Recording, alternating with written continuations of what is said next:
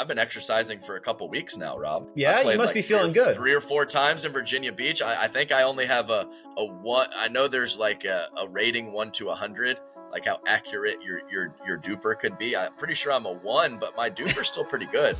It's like 6'3" or 6'4". I think that's good. I'm not even really sure. So low reliability, but high duper. I like it.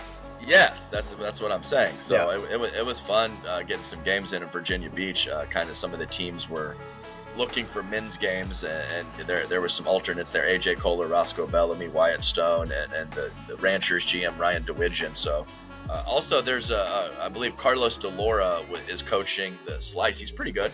Good. So there was a handful of good players out there and some legit games going. Steve Deacon, coach of the Night Owls. So we were able to get some play in. And I was 4-5-ish a month ago. I think I'm a legit 5-0 right now. Because you know why? Why? Because it feels right. It feels right. Legendary.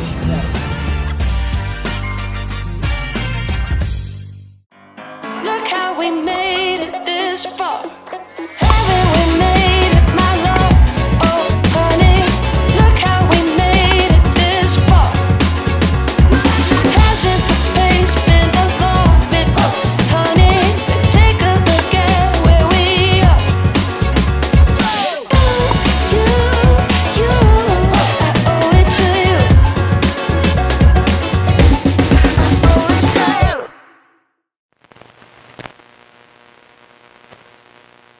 Yeah, sometimes it just works out perfectly with AJ, but he can be slightly distracting at times. So hey, Prof, bring him over. We're gonna start him out early. Get him his 15 seconds, and then you guys are gonna move to a different room. That would be ideal. Let's just open. Would be ideal. There he is. There's my guy. Say hello, Mr. AJ. There you are, Mr. AJ. There you. AJ. Oh, he's got the immediate smile. My gosh. Oh, cheesing. He's cheesing. My God, dude. He's got the attaboy. He's got the Braves colors on. Oh, all right, perfect, AJ. Well done, AJ. Yeah, the Braves. So it was a wild situation yesterday. So if either team swept, the Mets or the Braves, the Diamondbacks would have been in, and if they split, then it's all good. And didn't you guys scratch Chris Sale? So Chris Sale, best pitcher in the league, and he had some back spasms of some sort, and you still got it done in the second game. Good for you. Well, second game was kind of a little bit of a joke. Like Mets don't care now, right? Like they want to rest their guys. Right. They're not gonna press too hard. So, and that was going to go both ways. Whoever won that first game, that second game was going to be the kind of the B squad. But I mean, 3-0 second game to get a shutout's big. Yeah, how much cursing was going on by the Diamondbacks? Oh, when you pull your starter, you pull your best two players, or I don't even know what happened, but something like that. I mean, it makes sense. Yeah, I mean, it makes sense. Like what once you seal it, you have to do what you can to be best. Especially for that next series. The series starts today. Like the Braves are playing in San Diego today, so like you have to. Especially it's a unique situation. Doubleheader day before the playoffs actually start. Yeah, super interesting, and I mean that's what. Hey, I mean, how much do we talk about? You need it to mean something for pickleball. That's exactly what you got yesterday in baseball. So it's. We got to talk about the standings. We just had MLP Virginia Beach. We got to talk about the playoff picture. We got to talk about the year-end championships for the PPA. This is the kind of stuff in the storylines that needs to be talked about more. I did a little Twitter thing about improving the broadcast or what I can do, and that was probably the biggest thing was tell us what it means more often and build that intensity and suspense.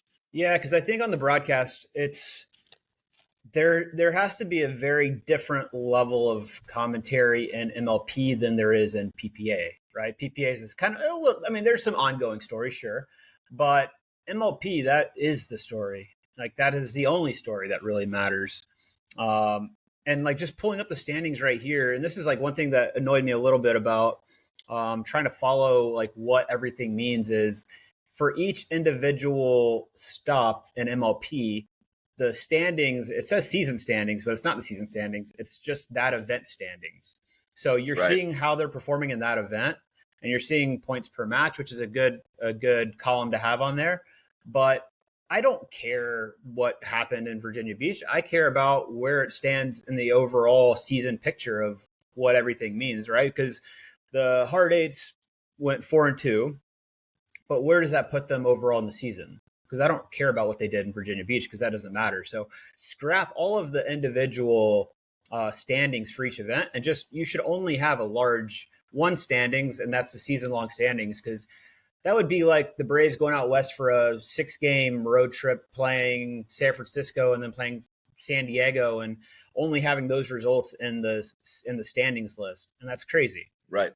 So it's like the main tab is the individual event, and then you have to go up and kind of search through a little bit and find the overall standings. It should be reversed. Yeah. So that's what should hit you in the face is the year-long standings, and then if you want to go look at a specific event, then that's where you can go. Sure. I do agree with that, and it was kind of a wild weekend. So I think it was all challenger, and I'll just say the fan base was not out in force. It got a little bit better on the weekend, but the stands were never really packed for this event, all challenger. But a big chunk of the overall season schedule was during this event. I mean, there was a lot of teams there, a lot of matches played. The SoCal Hard Eights played 7, and there was usually what happens, and we'll talk about some MLP trades a little bit later, is usually as the season progresses and teams get out of it, there's really some significant have and have nots, where there's a couple teams that are cellar dwelling, and then there's a handful of teams that are going for it. So there were some upsets, and the Pandas and the Frisco Pandas and the Florida Smash a little bit lower in the standings, but they did some spoiling, and they had some big wins.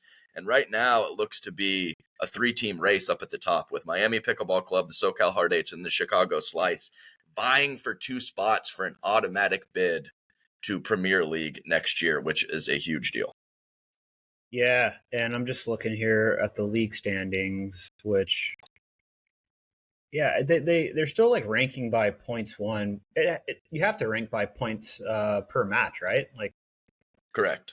And we're getting more to a point where everyone's pretty close with the matches that they played, but it's been lopsided throughout. So total points don't really work when one team's played 15 matches and one team's played 9, so points per match is where it's at. And you have Miami Pickleball Club at first with 1.94. Yeah. SoCal Hard Eights 1.90, and then the Slice at 1.89. And then there's a bit of a dip before a pocket of other teams that are a little bit lower. So 6 teams make the playoffs. Top 2 get bye and automatic bids to Premier.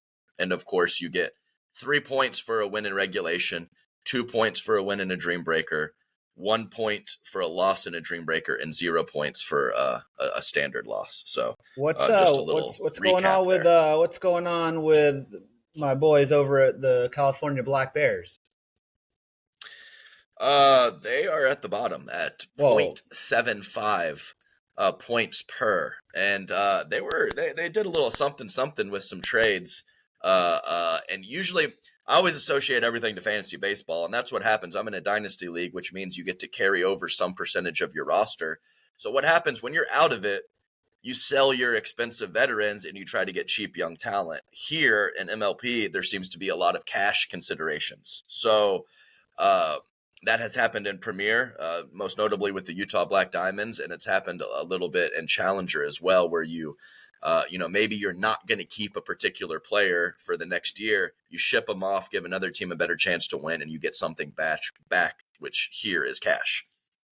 Got it. Can you walk us through, because that's quite a few of these deals that I'm seeing. For people that don't know, what does that mean? Like if a player is, let's say, Jeannie Arakina is traded for Andrea Coop plus cash considerations. Like, what does that mean to the average fan? Okay, yeah, I need to pull up and find the MLP trades because there was like 5 of them. So I remember.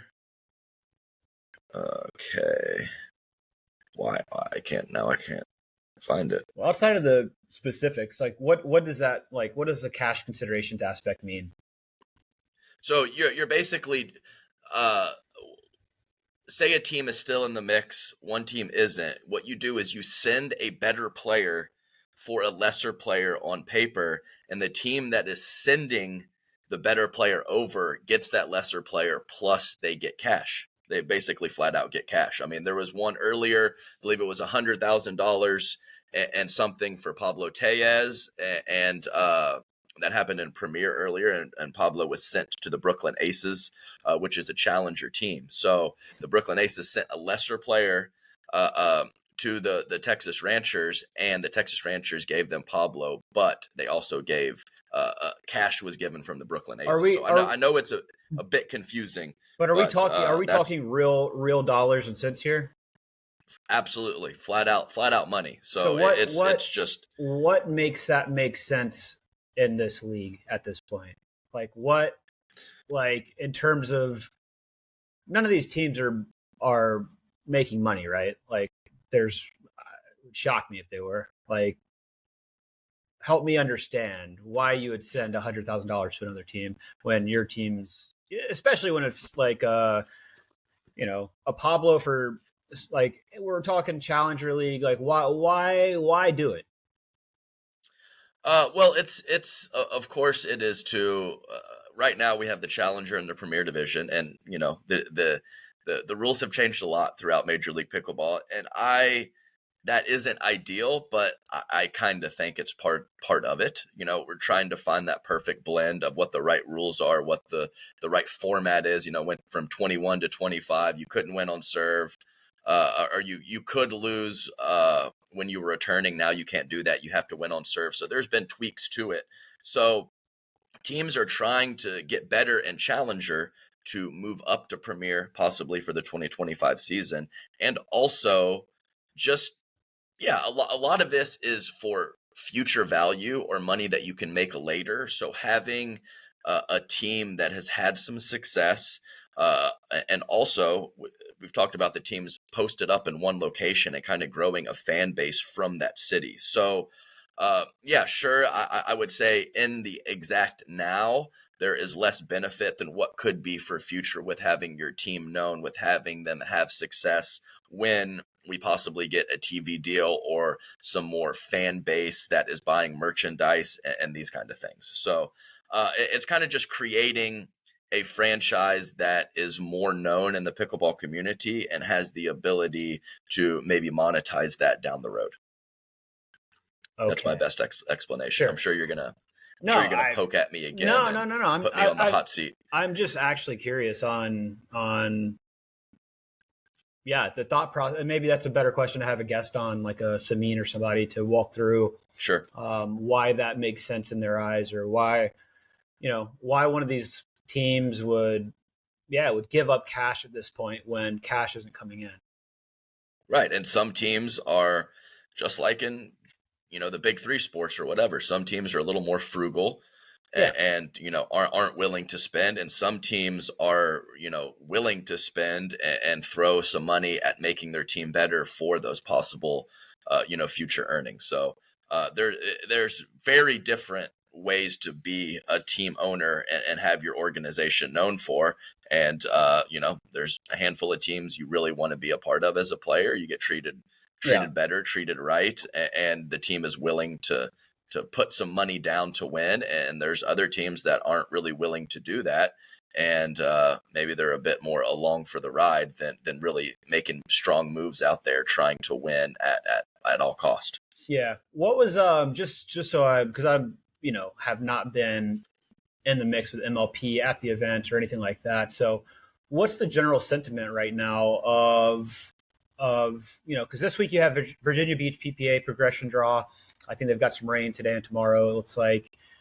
So probably a wash for these 2 days. But what's the general sentiment of MLP right now amongst the players, amongst the GMs, the owners, versus what's happening with PPA? Like where does that stand in terms of the two coexisting? I mean, the like I said, for this MLP Virginia Beach, it was much lower, but the product and the ticket sales at some of the previous stops, especially MLP New York, was really good. And there's actually going to be a meeting somewhat soon in the next month or so about some financials which will be, all the team owners and the representatives will be there and talking about, just ticket sales and merchandise sales pairing up with how much it is to run these tournaments and this and that. And so I think that will clear up some things in terms of direction. And, I think still, one of the main goals is to possibly get a TV deal at some point that would, help, offset some of the costs. I honestly don't really know how far along we are in that process and what some of the numbers say about these events in terms of viewership. But that's, I probably in my role should know a little bit more about that, but that's more of an owner thing. Yeah. I'm more focused on the team and the coaching and some of the waiver wire action and the draft that already happened, of course. So, yeah, there's been very, very good events in terms of viewership on site, and there's been some that have been lessered, and that depends on the location and some of the marketing and the ability to create a buzz about a certain event. Yeah, it's interesting. Virginia Beach, smaller market, right? Where you would think that obviously less people to draw from. Crazy dogs. Oh, good snap.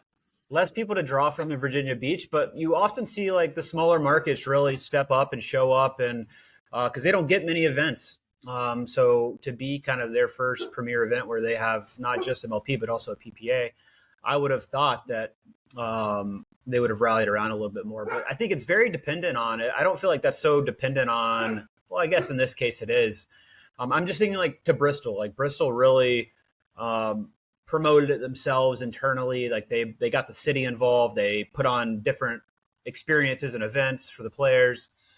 If you don't have somebody on the ground doing that at each location, one, I think MLP has to do it if there's not like a champion on the ground, or PPA has to do it. But I think I think the small market to me is like, I think it's epic. I think it's great. It brings pickleball to a new spot, but you do need somebody there to kind of like rally the troops and get the local community involved. Rob, you always need boots on the ground. Boots on the ground. It always comes back to that. It does. And now I think Beer City Open did a great job of that. I know that they have a great community there, and I know that MLP has promoted every single event, but it's the local community that can take that to the next level in terms of creating that buzz in their location. Hey, now we got, 2 kids on the broadcast. Ooh. 1 human, 1 dog. Look at that. This is Munch. That's the little guy creating all that noise. Yeah. Munch, come on, man. It's Munch and Finn, named after the 2 detectives in Law and Order SVU. Very important. Very important keynote there. That's right. This is Mr. Munch. Okay. Well, thanks for bringing him on. I appreciated that. So that's a good chat about the MLP and just kind of that whole process. And I think it's far from a finished product, and what is the perfect recipe to have the viewership, whether it's live and in person or on the streams. I don't think it's perfectly figured out yet, but that's how it goes. Well, I think it's just a good note to maybe pull on somebody from an ownership perspective. Maybe it's a Tim Parks. I don't know what old Tim's up to these days. How's Tim doing? Crack open a bottle of wine and just get Rick Chan and Tim Parks to start talking about stuff, and then you'll get a lot of information about the business side of things. They were both there. Rick nice. Chan was there the whole time. He's a gosh darn champion, man. He treats the players so well. He's got a great energy. He's always looking to help out, even some old hard eights players or players that we possibly dropped and replaced on the waiver wire. He is always there to help out and lend a helping hand. And I think that it's definitely the best ownership group in the league. Maybe someone can argue with me there, but I'm pretty. Sounds like they pay you. Yes, they do. They do. There's a little hard eights love right there. Thank you, Corinne, for framing that for me. Tim popped in. He had to leave a little bit early. Some business stuff, and a lot of these guys are finance. A wine event in Napa or what? Wine event, yeah, right, exactly. So he had to go to his. I think he's got like 3,000 bottles of wine over in France somewhere. So he had to go. He had to go tend to that. Last time I was at Tim's, he had there was some master sommelier there staying with him as well, and like doing some like fancy schmancy wine tasting event in New York. Yeah, no, it was great having them there, and he always tells us an ASAP Rocky story because ASAP Rocky lives underneath them. So there's always good stuff when those two are around, and I guess it's my bad for not cracking open an extra bottle of wine and getting some more information for them about the business side of things. Adam, speaking of popping open some wine, I'm hosting these. So I haven't opened it yet, but I've got a little community I'm starting called Nunnery's Pickleball Lab. And and every Tuesday or Wednesday afternoon, haven't decided which yet, about 5 p.m. Eastern, gonna have either some wine, an IPA, something, but with myself and another you or a pro. Gonna probably rotate. We're just gonna crack open some wine, have some, talk some wine notes and tastings, and talk picky. So it helps the flow. Right up your alley is all I'm saying. Yeah, I mean, it just helps the flow. You work up a little friendly buzz with your pal, and sometimes the topics get better, and sometimes they go off the threshold that you're willing to go over is extended. So it's only good things can happen there, right? Yeah. It could be I've thought my buddy used to have a podcast that was like kind of like Hot Ones, but not know Hot Ones, like with the wings you go like in order from the least hot to like fiery hot, and his was whiskey shots for baby. and it was like 10, and it was podcast style, so you just went down the line. But needless to say, it won't be that, but it will be fun. That sounds like a good way to get canceled. 10 is a lot, Rob. You're going to be saying some 10 whiskey shots. My goodness. Yeah. So yeah. I've been trying to. I've been pulling back a little bit on the alcohol consumption. So I haven't stopped, but I've been pulling back a little bit, and I'm okay with that. Yeah. I don't know if you know this, but I haven't checked a bag since probably 2005. So I'm going on 20 years of no check bags. I only carry on. And what's made that really easy for me over the past couple years are Selkirk backpacks. Because little do people know, you get a personal item to carry on most carriers, and both items are big backpacks. I carry them on. I fill both of them to the brim. And they both count as carry-on, so I don't have to check a bag. It's important. No, I'm right there with you. And see that's the big boy. And I am past my playing days, so I do one big boy and one little smaller fella here that I can take with me from the hotel to the venue every single day. Leave the big boy there. Don't check bags. Get yourself some Selkirk gear. Small, medium, big, you need it. I don't have the small. I need the small. Somebody sent me the small. But yeah, you're right, because small. I can put my little laptop and I don't have to take the big one. It's important. Selkirk, send me a small. I'll buy it. Let's see what else happened. MLP Virginia Beach. The Breakers made a nice run. That is Elise Jones, Jillian Braverman, Colin Schick, who got onto SportsCenter, I believe number 5. And he actually could have been on again. He had a disgusting behind the back, but it hit the court on his side before it went over. So he could have had 2 SportsCenter opportunities, and they picked up Martin Emrich, who has really solidified the team, and they've kind of had a little back and forth with some roster turnover. So they made a nice run and are in playoff contention now. The Night Owls, which the ladies have been solid throughout the year, Judith Castillo, Zoe Wong. But there's been big turnover on the guys' side as Mo Alhouni and Anderson Scarpa were dropped for Rafa Hewitt and Blaine Hovenier.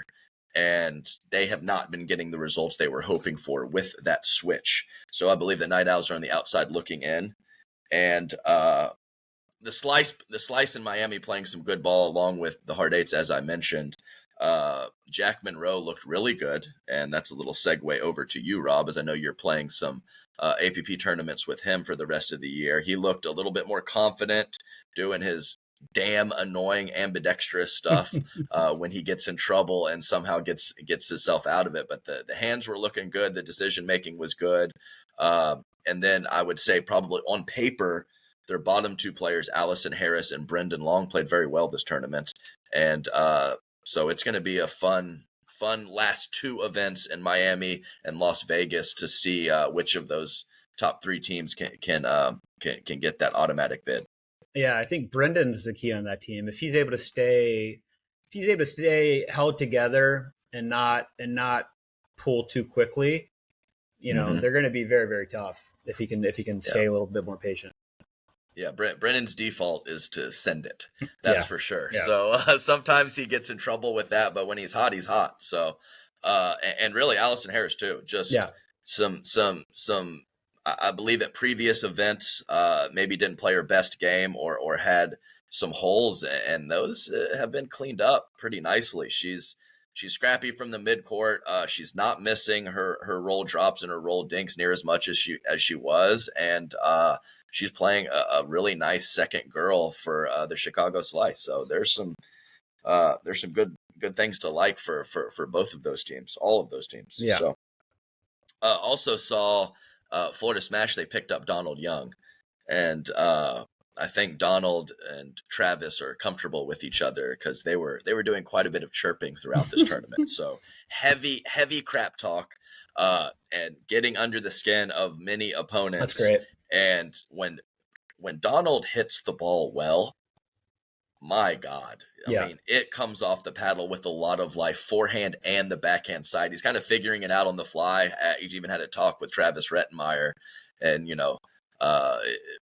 he's running around his backhand at the kitchen and hitting forehand dinks one match. The next match, he's hitting all backhand dinks. Like he's not quite sure what he's doing out there, but the talent is in the paddle. So if he ever fully goes for it, commits with training and also the mental aspect of the game, watch out for that guy. I think he could be like a legit, top 20 or top 25 guy if he puts it all together.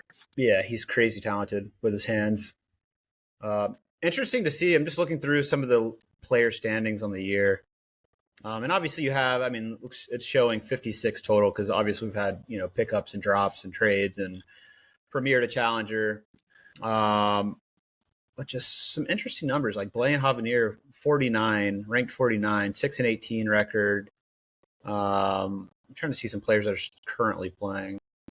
Tammy Emmerich, 17-21. Rafa Hewitt, 18-34. I think people would be surprised by that, right? Yeah, he actually has more matches than he should because the Black Bears played a bunch with him on their team and then they traded him. So he will actually have over what the maximum could be if you were just staying on one team. So, I think it's hilarious that Rachel Retger got dropped and she's still at the top of the standings from a percentage perspective at 10-2 from that first event. Too good. But there is some usual suspects that you would expect, but there are some ones on there as well that, definitely I think that's more surprising to me than who's at the top is some of the players that are at the bottom from a percentage perspective. Yeah. So a lot goes into it. You have a partner and, a bad event can really tank some of the numbers. But there's a lot going on there. A lot of it is especially very partner dependent, like it's, of course. So it's not like you're looking at singles results, right? And you're like, this is the person, this is the level, this is where they're at. It's skewed to, it might be based on who your mixed partner is, might be based on you guys not gelling, men's partner, whatever. But the team dynamic matters a lot. Yeah, and the top players drafted get the shorter end of the stick also, because that means that their partners are drafted lower the higher that they are drafted. That's just how it works. So if you're a very high rated player, sure, you have some great talent, but you do have some partner issues at times. So and Challenger's interesting because if the ones that are pulled pretty high, we're not talking like these, they're drafted high because they're obviously very good, but they're not at this level, at that level, they're not dominant. You know what I mean? They're not going to dominate and carry a team like you would see more so in Premier with like the top 5 on each side. So Challenge is a little different in terms of like those top 5. Like the parity's there. Right. And it's not surprising. Granted, they're very good players, but I see, in the top 12 here, you have Bobby Oshiro, Yana Newell, Noe Cleef, and Megan Fudge. And those are all players who are talented, but they were added to a team. So they are added, plus they're playing with some pretty good partners because they were replacing like the 4th player or something like that. I mean, Fudge and Allison Harris would never happen in a draft. You know what I mean? Right. So granted, they're very good players, so not surprising to see them at the top, but they're partnered with very good players also, which makes it even better for their point differential percentage and some of their games won. Or what was Fudge and Harris? Well, that might have been a draft, no? Fudge was picked up. So I kind of want to say Kelsey Grambo was on the slice for the first tournament with Allison Harris, and then Kelsey Grambo, I mean, only one event. It's a small sample size, but she did not have great results. So to plug in Megan Fudge, which I believe would be a first round talent and challenger, is very nice. And of course, it's not surprising. Yana Newell, same situation, absolute stud.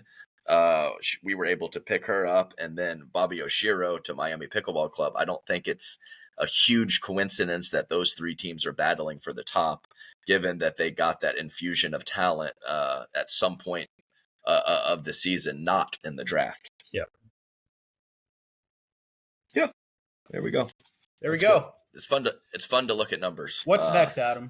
For MLP? What's next for MLP? So I actually believe that the first event is Las Vegas.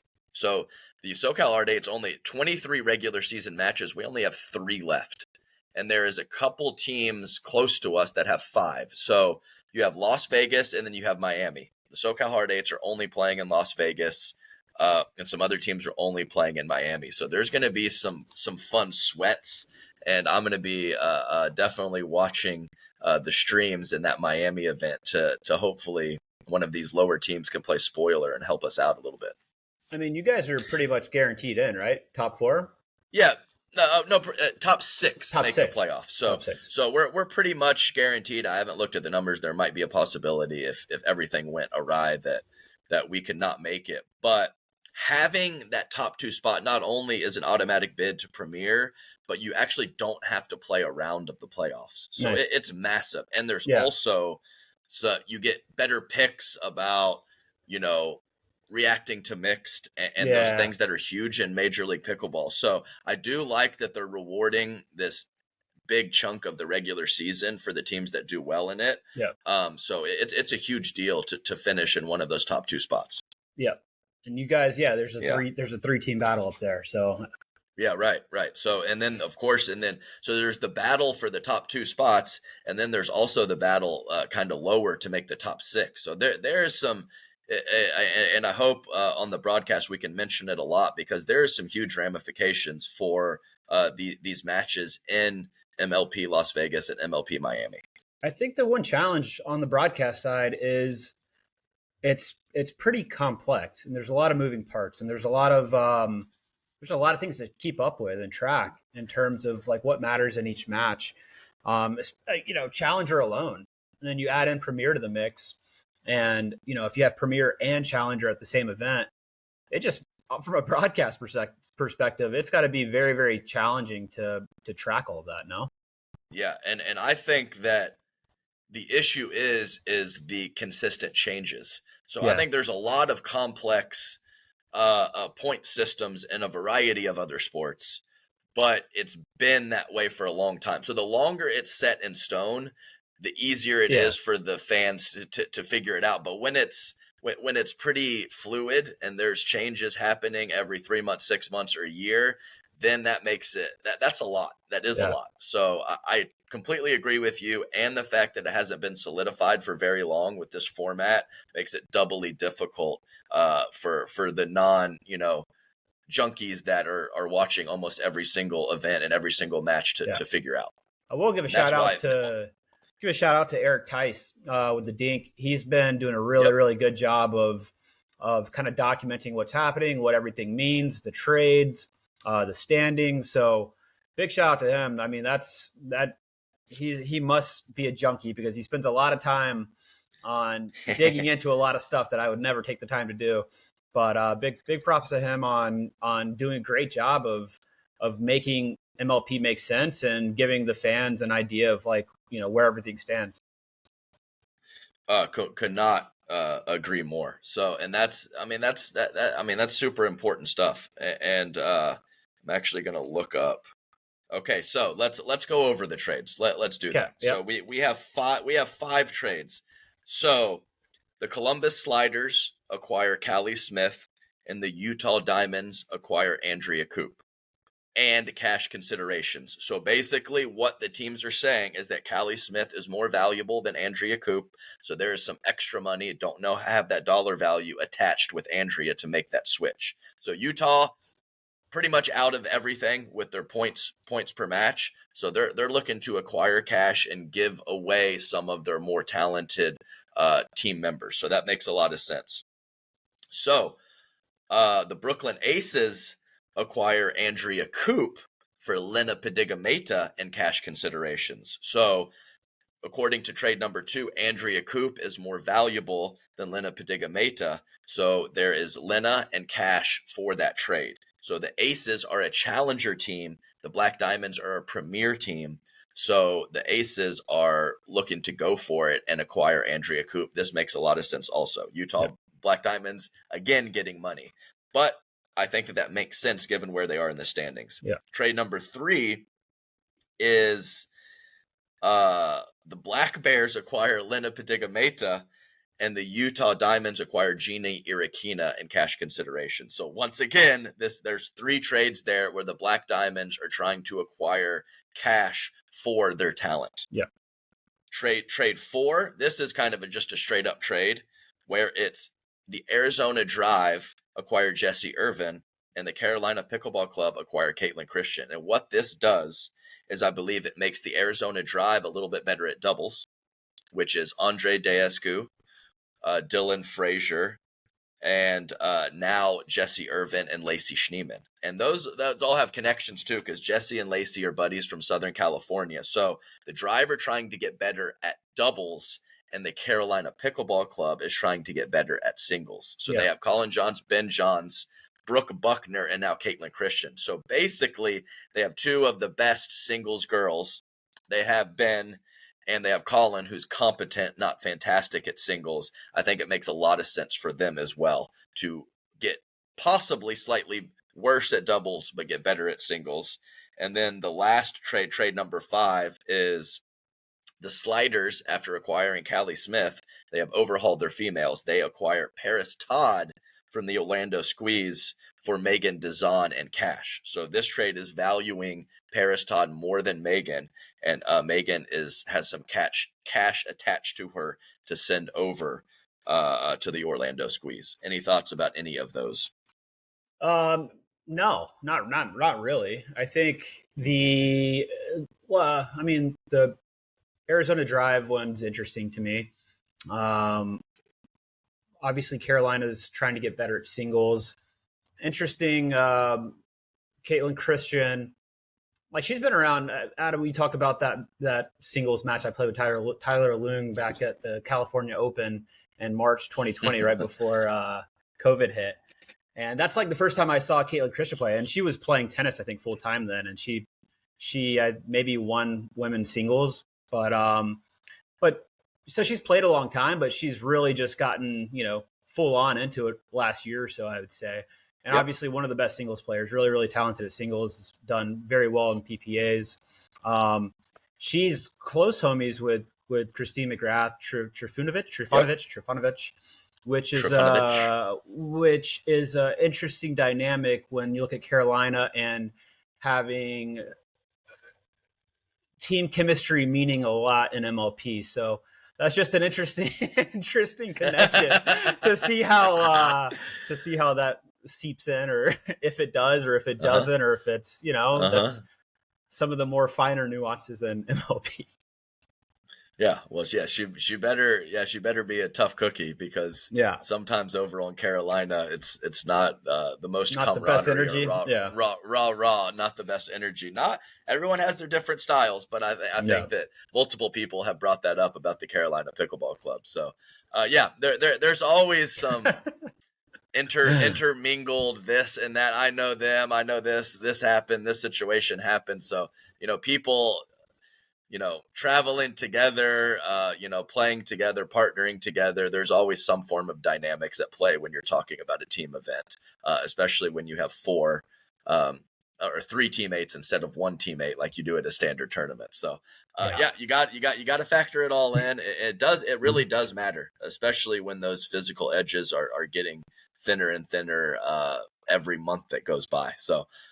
But yeah, I think it does make sense on paper, and I guess they're just kind of really hoping to get those 2 matches of Ben Johns and then have a quality Dreambreaker team once they get there. And Caitlin over Jessie is a massive upgrade in terms of singles play.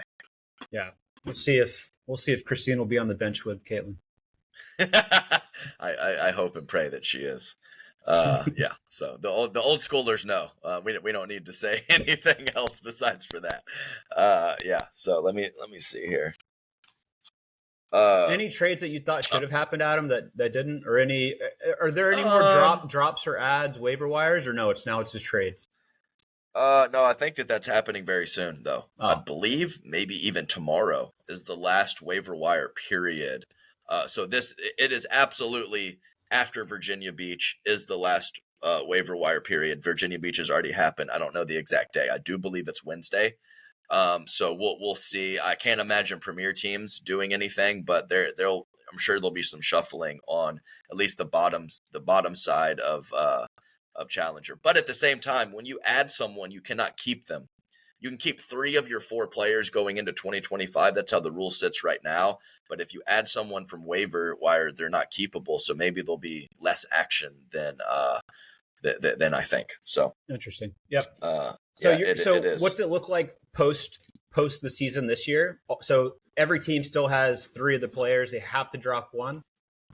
You have to drop one. You can drop all of them if you want to, and just go through the waiver wire process. But everyone that is dropped, and of course the player pool that is not on a team, they'll make their own player pool, and teams will be able to choose from that. So, So if of those 3, so during the draft there was a dollar value for Premier. It was an auction draft, not a snake draft. So whatever that player went for, say Annalie Waters went for 680,000 or draft points or whatever you want to call it. If the New Jersey Fives want to keep her for 2025, they have to pay the league half of that.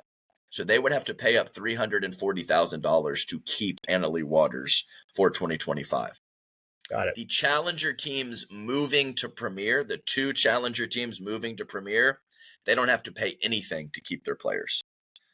It's just what it is. It's only the Premier teams that have to pay.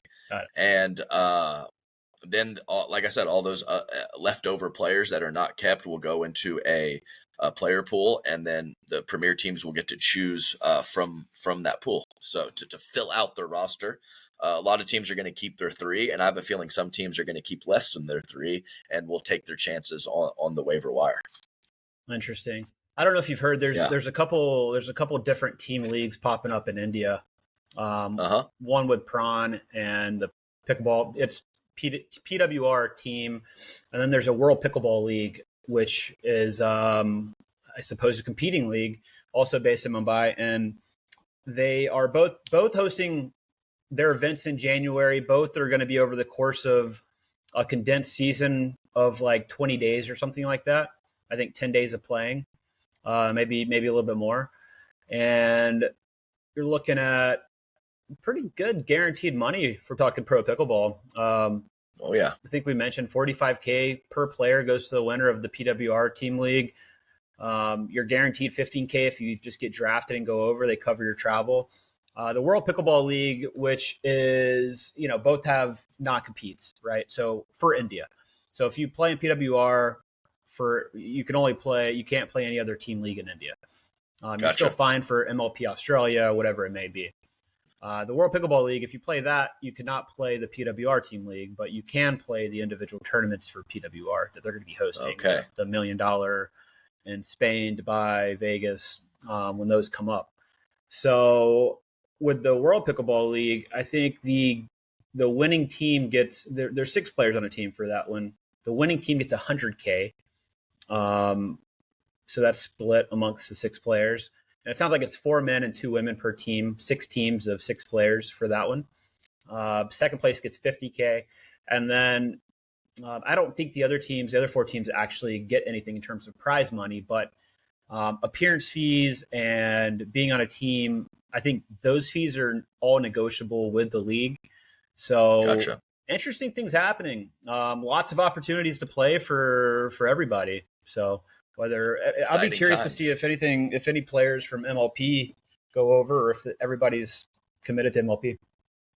No, I'm with you. I'm super fired up about the international scene. I mean, it's absolutely fantastic, and more opportunities and more situations. I mean, I think it's better and best for the whole ecosystem. It all trickles down. It's all positive in my opinion. So it's very exciting, and I know that you're kind of in the mix and have some of those, India connections and are somewhat in the know. So I'm excited to continue to get updates from you about how all this is going. It's great. It's great. Yep. And I think for both, there's going to be drafts in December. So you'll have a player pool. And I think for PWR, you just need to submit a letter of interest and you'll be under consideration. I think they're taking into account dupers and PWR points, which there's a few tournaments this year. I know they just wrapped up one. I believe it was in Hong Kong. They've got a big one coming up maybe this weekend in Delhi. I know there's a lot of Australian players going over there, maybe some American players going too as well. And then they have, I believe, China and then Vietnam in December. So those are all PWR tourneys where you can get points. And it's interesting to see where APP is going to fall in this whole mix, man. It's like they're doing 50 events next year, but only 12 or 13, maybe 14 are pro tour level events. So it's kind of the same numbers this year, which, dude, this year I've felt bored. Like it's, I'm playing APP. I've played 2 tournaments in like the last three months. It feels like it's just so infrequent that a couple things happen. One, when you have PPAs and MLPs going on very consistently, and there's, one APP every couple months, it feels like at this point, you just lose, recency bias, right, Adam? It's like you're out of sight, out of mind, and you kind of lose a little bit of that buzz that's important for social, for sponsors, etc. So I was a bit bummed that APP didn't really step up and do more events. I was hoping for at least 16 where, you're averaging, a bit more over one a month, but we'll see what happens, man. Players follow the money. So, if PWR events are happening at the same time and there's more prize money and more frequency, then, I think players are going to play it. And I think they're going to play it regardless of, the APP's carrot this year was, you play 6 and you get 1.5x prize money. You play 12, you get 2x prize money. I don't think players are going to necessarily care about that carrot so much next year because the prize money internationally is going to be so much better. So it'll be interesting to see where players end up playing. I mean, none of it's exclusive. PPA, MLP is really the only exclusive at this point if you're signed to the PPA contract. So outside of that, it's open game. Right. Yeah. Maybe pair them together. Handful of international events with the lower schedule. So I don't know. It's going to be interesting to see how it all shakes out, but numbers don't lie. So everybody's going to kind of crunch it, see where they best fit in, where they can have the best results, but also, have the best, monetary situation for themselves and their families. So hey, it's cool to have options and to not know exactly where it's all gonna trickle down to, but and I think from a player's perspective, bring on more. From a player's perspective, it's international. I think should be super attractive to sponsors, right? It's getting your brand and your paddle and your apparel, whatever it is you sell, it's getting it in front of eyes of an international audience that is basically the US 5-6 years ago. So, huge opportunity to grow in these international geos. And I think from an American player's perspective, that should be super interesting for sponsors looking to sign players. Hey, like we say, Rob, there's a lot of people over there. So a lot of people over there, a lot of opportunity, and you're exactly right. That's exposure. That's good for the personal brand and whoever could be sponsoring you. So, Yeah. I mean, I've been exercising for a couple weeks now, Rob. So yeah, you must be feeling good. 3 or 4 times in Virginia Beach. I think I only have a one. I know there's like a rating 1 to 100. Like how accurate your duper could be. I'm pretty sure I'm a 1, but my duper's still pretty good. It's like 6'3" or 6'4". I think that's good. I'm not even really sure. So low reliability, but high duper. I like it. Yes, that's what I'm saying. So it was fun getting some games in Virginia Beach. Kind of some of the teams were looking for men's games, and there was some alternates there: AJ Kohler, Roscoe Bellamy, Wyatt Stone, and the Ranchers GM Ryan DeWidgeon. So. Also, there's I believe Carlos DeLora is coaching the Slice. He's pretty good. He's pretty good. So there was a handful of good players out there and some legit games going. Steve Deacon, coach of the Night Owls. So we were able to get some play in. And I was 4-5-ish a month ago. I think I'm a legit 5-0 right now. So I'm moving in the right direction, Rob. You never know. You have I'm just ready for Adam Stone to have a two-handed backhand dink. No, I have the yips on my backhand right now. Like if you hit it as hard as you can at me or dink it to me, I'm fine. But everything in the middle, I don't have it. It's very awkward and very, very, not great. So I think this is the time for your game to evolve. I think you try new shots, you try two-handed backhand counters, you do everything. You get weird. It feels so awkward. I tried to dink a couple with 2 hands and hit some speed ups. Man, it is. As awkward as it can possibly be. Yeah. Oh, Rob, I have this is going to be a quick tip. Yep. There's not a lot to add to it. Sometimes we go down a rabbit hole with some of the tips, and that's good. But this one, I saw a decent amount, and I saw it on my own team. Already, I've had some chats with it about the players. Is about overthinking the third shot drive. And not going at the transitioner enough. Yeah. So when a player is returned, like you think the partner's going to protect, you think, hey, I've hit 2 or 3 drives at the person who just returned and they're coming forward. Let me go at the other guy. Yeah. I think it has to be very specific situation. If the partner established at the kitchen line is overprotecting, which is rare, the person transitioning, then occasionally you do need to go behind them. But if they're kind of hanging out on their side, maybe just squeezing the middle a little bit and not doing much over there, take your third shot drive at the person that's transitioning forward. Yeah. When you are on the move, first volleys are extremely difficult. And when you are established at the kitchen line, you have your balance underneath you. It is much easier to hit a clean first volley. Yeah. And I think also, like when you see that person in transition, you're like, okay, this is an opportunity. We've got them unwinding, and you can sometimes go for too much on that drive. I like the little hybrid, the little hybrid semi drive that dips at their feet. You're not going for too much. You're not going to overhit it. You're not going to miss it as much. I think going for that as well. But you're right, Adam. I think hitting person transition, sometimes you've gone 2 or 3 times at them, and you're like, okay, I'm going to go at I'm going to try to catch the other guy. You don't want to go at the person that's stationary at the kitchen line. It's an easy volley. That's right. Yeah, totally agree. And even we'll just say a full-on hybrid drop drive is 50%. You can go 70 or 80% too to get a hint more spin and a little less pace moving through the court. Force that player to hit up on their first volley, and there's no better way to do that than to force them to hit the volley a couple feet off the kitchen line, and that is not going to happen for a player that is already up there. Yeah. So that's what I got. I saw it quite a few times from a variety of teams at the challenger level. Don't overthink it.